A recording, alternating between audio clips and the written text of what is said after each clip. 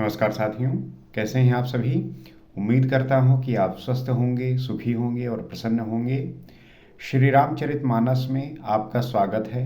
हम श्री रामचरितमानस के माध्यम से राम के चरित्र को समझने का, जानने का प्रयास करते हैं और श्री रामचरितमानस में ऐसी विभिन्न कथाएं हैं जिनको आप समझकर, जिनको जानकर आप अपने जीवन में भी उन सबको अप्लाई कर सकते हैं, क्योंकि आपके जीवन में जो मान है, सम्मान है, पद है, प्रतिष्ठा है, आचरण है, ये सब कुछ आता है आपके सीखने की वजह से।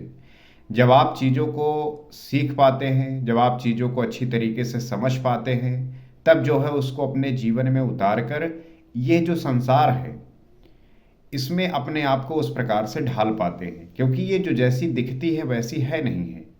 इसके पीछे जो है बहुत सारे ऐसे शक्ति काम करती हैं, बहुत सारे ऐसे स्थितियां बनती हैं कि जहाँ पे अगर आप सचेत नहीं हैं, अगर आप होश में नहीं हैं, तो आप उस स्थिति को खराब कर देंगे, उस स्थिति को जो है बिगाड़ देंगे। तो इन कथाओं के माध्यम से, इन सीख के माध्यम से, इन बातों के माध्यम से आप वो सीख सकते हैं, क्योंकि अगर आपके भीतर सीखने की क्षमता है तो वो आप किसी भी चीज़ से सीख सकते हैं। और कहते हैं कि जो सीखने का सबसे अच्छा तरीका है वो है स्टोरी टेलिंग, वो है कहानियाँ, वो है कथाएं, जिनसे हम चीज़ों को सीख कर हम उसे सदैव याद करते हुए ध्यान में रख सकते हैं। तो श्री रामचरितमानस में ऐसे बहुत सारी आपको कहानियाँ मिलेंगी, बहुत सारी ऐसी कथाएं मिलेंगी जो आपको जीवन को कैसे जीना है, कैसे जो है इसे मज़ा बना के, आनंद बनाकर, सुखी रहकर जो है व्यतीत करना है, ये जानना आवश्यक हो जाता है। तो आइए गोस्वामी तुलसीदास जी द्वारा रचित श्री रामचरितमानस का पाठ करते हैं और राम के चरित्र का गुणगान करते हुए उन्हें समझकर, जानकर, उनके भीतर जो क्वालिटीज़ थी, उनके जो गुण थे, अगर वो भी गुण हमारे भीतर आ जाएंगे तो हमारा भी जीवन जो है सार्थक हो जाएगा। हम भी जो है उस स्थिति को पहुंच पाएंगे जहां पे होना हमें चाहिए।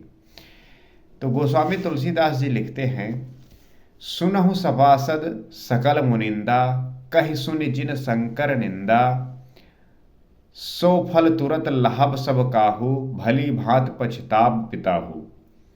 हमने पिछले एपिसोड में देखा कि सती जी जो है जब अपने पिताजी दक्ष के घर पहुंची तो वहां पे उन्होंने देखा कि पहली बात तो पिताजी ने उनका सम्मान नहीं किया, उनकी माता जी और बहनों ने जो है सम्मान किया, और साथ में जब देखा कि यज्ञ में उनके पति महादेव जी का भाग ही नहीं है, तो इस पे जो है सती जी क्रोधित हो गई और वो भरी सभा में जो है क्रोध होकर कह रही हैं, हे सभासदों और सब मुनीश्वरों सुनो, जिन लोगों ने यहाँ शिव जी की निंदा की या सुनी है उन सबको उनका फल तुरंत ही मिलेगा और मेरे पिता दक्ष भी भली भांत पछताएंगे।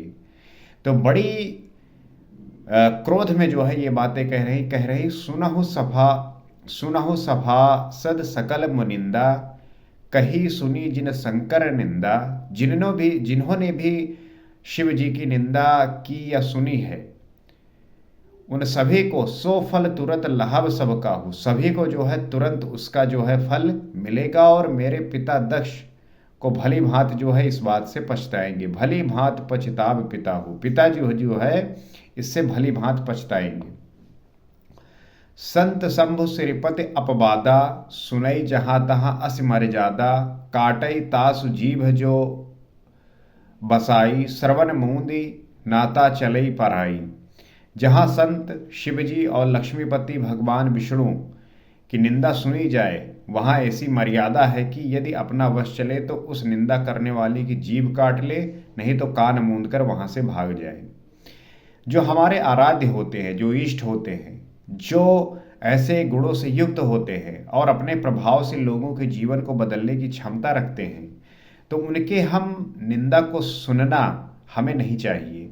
पहली बात तो जो ऐसा निंदा कर रहा है उस व्यक्ति का, संत शंभु श्रीपति अपवादा, जो भी संत का, जो भी शिव जी का, लक्ष्मी का, भगवान विष्णु जी का निंदा सुनी जाए, सुनई जहाँ तहाँ असी मर्यादा सुनी जाए वहाँ ऐसी मर्यादा है कि यदि अपना वश चले काटई तास जीभ जो बसाई। अगर आपका बस चले तो उन लोगों का जो है जीभ काट ले, और नहीं बस चल रहा है तो श्रवण मूंद नाता चलई पर आई, कान को मूंद कर जो है वहाँ से भाग जाना चाहिए। क्योंकि संत ऐसे प्रतिभावान होते हैं, उनका जो संपर्क है, उनका जो भाव है वो सदैव देने का होता है। वो संसार में कितना कुछ दे सकते हैं, और कितना कुछ देते हुए वो अपने आप को उस अवस्था तक ले जाते हैं जहाँ पे हर एक व्यक्ति को होना चाहिए। तो हमें संत का जो है कभी अनादर नहीं करना चाहिए, और ना तो शिव जी का और ना ही लक्ष्मीपति विष्णु भगवान की। जगत दात्मा महेश पुरारी, जगत जनन सबके हितकारी, पिता मंदमति निंदत तेहि, दक्ष शुक्र संभव यह देही। त्रिपुर दैत्य को मारने वाले भगवान महेश्वर संपूर्ण जगत के आत्मा हैं। दैत्य को मारने वाले भगवान महेश्वर संपूर्ण जगत के आत्मा हैं। जिस आत्मा की हम बात करते हैं कि हमारे भीतर कोई दूसरा आत्मा होगी, आपके भीतर कोई दूसरी होगी, सब एक है। यही अद्वैत का जो है कॉन्सेप्ट है। वे जगत पिता और सबका हित करने वाले हैं। शिव जी जो है जगत पिता हैं और वो सभी का हित करने वाले हैं। यहाँ पे ऐसा कोई नहीं है जो छूटा रह जाए, वो सभी का भला करने वाले हैं। पिता मंदमति निंदत ते ही, मेरी मंद बुद्धि पिता उनकी निंदा करता है, और मेरा ये शरीर दक्ष ही के वीर से उत्पन्न है। तो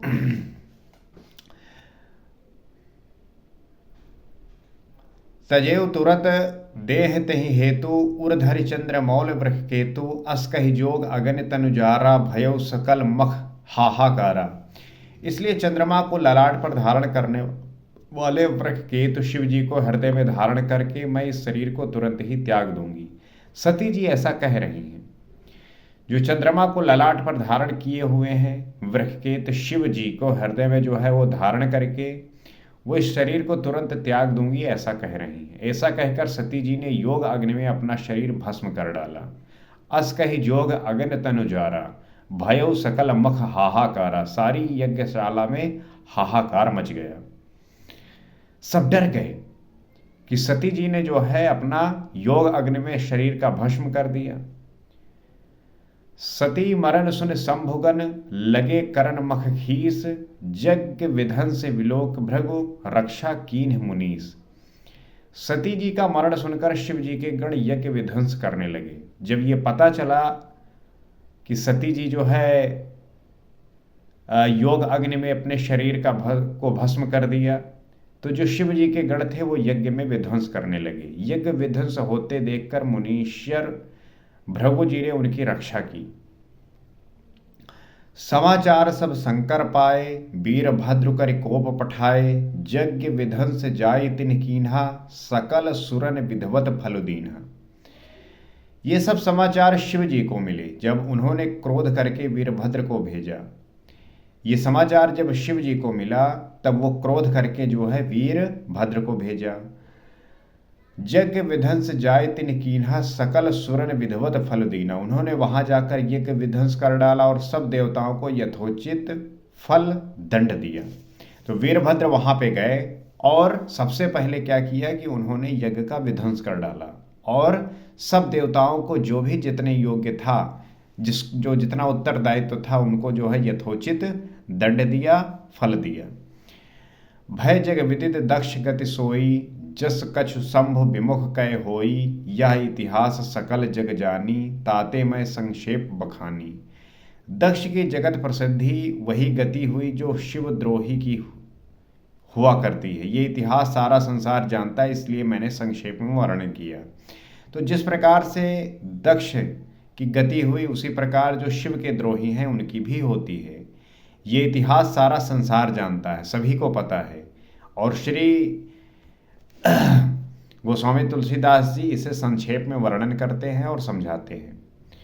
सती मरत हरि सन वर मांगा, जन्म जन्म शिव पद अनुरागा, तेहि कारण हिमगिर ग्रह जाई, जनमी पार्वती तनु पाई। सती ने मरते समय भगवान हरि से ये वर मांगा कि मेरा जन्म जन्म में शिव जी के चरणों में अनुराग रहे। जब सती जी मरते समय उन्होंने भगवान हरि से यही वर मांगा कि मेरा जो जन्म जन्म में हो वो शिव जी के चरणों में ही अनुराग मेरा बना रहे। और इसी कारण उन्होंने हिमाचल के घर जाकर पार्वती के शरीर से जन्म लिया।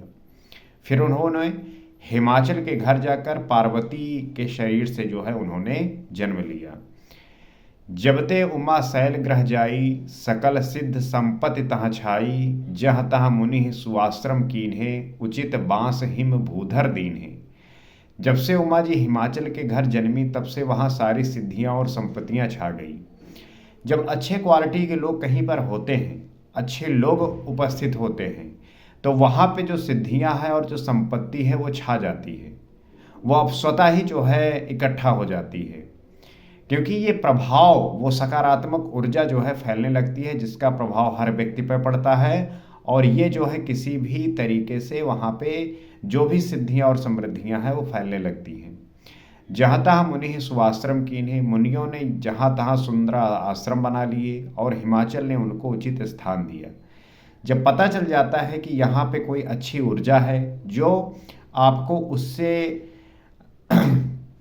उस ऊर्जा से जो है आप प्रकाशित होते हैं, आपका जीवन बदलता है, तो आप चाहते हैं कि उस ऊर्जा के प्रभाव में जो है आप सदैव रहें। सदा सुमन फल सहित सब, द्रुम नव नाना जाति, प्रगति सुंदर शैल पर, मनि आकर बहुभांति। उस सुंदर पर्वत पर बहुत प्रकार के सब नए नए वृक्ष सदा पुष्प फल युक्त हो गए और वहाँ बहुत तरह की मणियों की खानें प्रकट हो गई। तात्पर्य क्या है कि जब कोई चीज़ इतनी प्रभावी होती है, असरदार होती है, उसका महत्व होता है, तो वहाँ के आसपास की जो चीज़ें हैं वो भी उसी प्रकार से प्रभावी होने लगती हैं। जैसे सुंदर पर्वत पे वहाँ पे जो है नए नए वृक्ष सदा पुष्प जो है फलयुक्त हो गए। वृक्ष कोई भी हो, अगर वो फल न दे तो फिर उसका कौन पूछता है। और तो वहाँ पे सारे जो वृक्ष थे वो पुष्प फल देने लगे, वहाँ बहुत तरह की मणियों की खानें प्रकट होने लगी। तात्पर्य क्या है कि वहाँ पे जो है समृद्धि खूब जो है होने लगी। सरिता सब पुनीत जल बहाओ, खग मृग मधुप सुखी सब रहाई, सहज बयरु जब जीवन त्यागा, गिर पर सकल करहि अनुरागा। सारी नदियों में पवित्र जल बहता है और पक्षी पशु भ्रमर सभी सुखी रहते हैं। सब जीवों ने अपना स्वाभाविक वैर छोड़ दिया और पर्वत पर सभी परस्पर प्रेम करते हैं। आप इस दृश्य का जो है कल्पना करके सोचिए कि कोई ऐसा स्थान है जहाँ पे जो सारी नदियाँ हैं वो पवित्र हैं, उनका जो जल है वो पवित्र बह रहा है। क्या आप उसमें स्नान नहीं करना चाहेंगे? आप देखते होंगे, आपका मन जब बेचैन होता है, परेशान होता है, तो आप नदियों की ओर भागते हैं। और जब आप नदी में स्नान करते हैं तो आपका जो मन है वो बिल्कुल शांत हो जाता है और पवित्र हो जाता है। तो जितनी भी नदियां थी वो पवित्र जल उनमें बह रहा है, पक्षी पशु भ्रमर सभी जो है सुखी रह रहे हैं। सब जीवों ने जो अपना स्वाभाविक वैर है वो छोड़ दिया है, आपस में जो वैर होता है, लड़ाई झगड़े होते हैं, वो सब छोड़ दिए हैं और पर्वत पर सभी परस्पर प्रेम से जो है रह रहे हैं। तो सबसे ज़्यादा आवश्यक ये होता है कि सभी व्यक्ति जो है प्रेम पूर्वक और शांति पूर्वक रहें। यही जो है सबसे ज़्यादा इम्पोर्टेंट यही होता है और सबसे ज़्यादा मायने रखता है, क्योंकि प्रेम ही जो है आपको आनंद प्रदान करेगा। लेकिन यहाँ पे एक दूसरे से ईर्ष्या करके, एक दूसरे से द्वेष करके, जलन करके आप जीवन में सुखी नहीं हो सकते।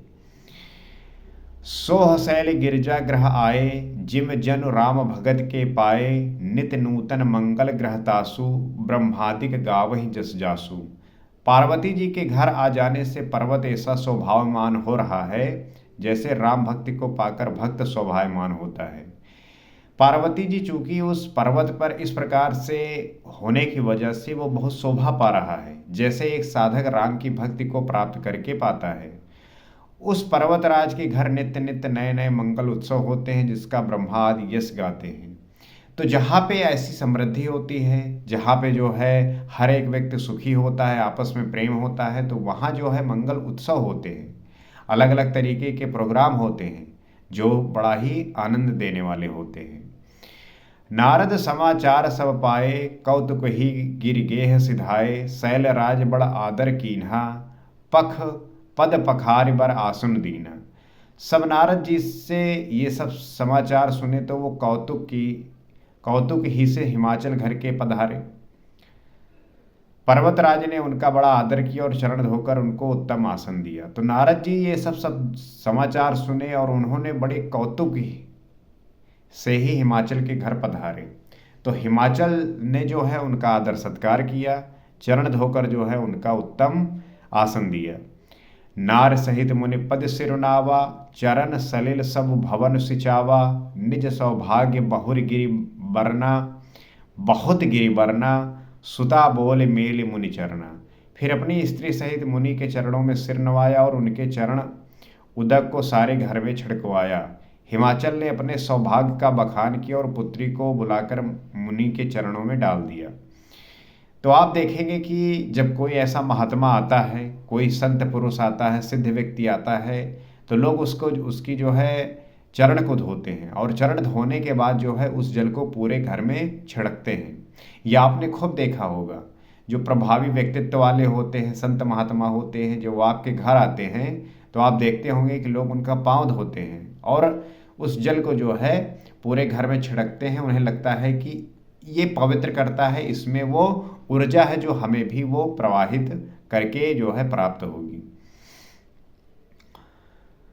अब हिमाचल ने जो है अपने सौभाग्य का बहुत बखान किया। निज सौभाग्य बहुत गिरि बरना, सुता बोल मेल मुनि चरना। और उन्होंने जो है पुत्री को बुलाकर मुनि के चरणों में डाल दिया। त्रिकालज्ञ सर्वज्ञ तुम, गति सर्वत्र तुम्हार, कहौ सुता के दोष गुण, मुनिवर हृदय विचार। तो पर्वतराज हिमालय जो है कह रहे हैं, हे मुनिवर आप त्रिकालज्ञ और सर्वज्ञ हैं। नारद जी को एक्चुअली सब कुछ पता होता था, आपकी सर्वत्र पहुंच है, नारद जी हर जगह पहुंच जाते थे, त्रिकालज्ञ थे, सर्वज्ञ थे, अतः आप हृदय में विचार कर कन्या के दोष गुण कहिए। तो कहाओ सुता के दोष गुण, मुनिवर हृदय विचार। तो हे नारद जी आप विचार करके इस पुत्री के, मेरे पुत्री का जो है आप गुण और दोषों को बताइए। आप बहुत सारे ऐसे लोगों को देखते होंगे जो आते हैं तो लोग अपना हाथ जो है दिखाते हैं, कहते हैं भैया देख के बताओ हमारे जीवन में क्या है। तो जो ऐसे जानकार होते हैं, जो इन बातों को समझते हैं, इन बातों को जो है वो जानते हैं, तो वो कुछ ना कुछ जो है बताते हैं। हालांकि ये बातें मेरे हिसाब से ना भरोसा करके हमें अपने कर्तव्य पे भरोसा करना चाहिए, अपने काम के प्रति श्रद्धावान रहना चाहिए। क्योंकि यहाँ पे बताने वाला ज़रूरी नहीं कि वो जो है रियल में उसे उस बात का ज्ञान है या नहीं। वो झूठ भी बोल सकता है और उस झूठ से आप जो है विचलित हो सकते हैं, परेशान हो सकते हैं। तो ये सब सारी बातें इतनी सजगता पैदा करने वाली हैं, इतनी समझ पैदा करने वाली हैं कि जब आप नित्य इसका पाठ करेंगे तो इसका आपको लाभ अवश्य मिलेगा। तो आइए हम साथ में मिलकर राम के चरित्र का गुणगान करते हुए, शिव जी के चरित्र का गुणगान करते हुए उन्हें जानने का प्रयास करते हैं, समझते हैं। क्योंकि अगर हम जान गए, समझ गए, तो हमारा भी जीवन जो है कृतार्थ हो जाएगा, हम भी जो है आनंदित होंगे। तो इस चैनल से आप जुड़ सकते हैं, क्योंकि जब भी हम इस कथा को श्री रामचरितमानस का गुणगान करें तो आपकी जो सहयोगिता है वो उपयोगी है और आप इससे जुड़कर जो है इसका रसपान ले सकते हैं। तो आज के एपिसोड में आज इतना ही। अगले एपिसोड में हम आगे बात करेंगे। सीताराम।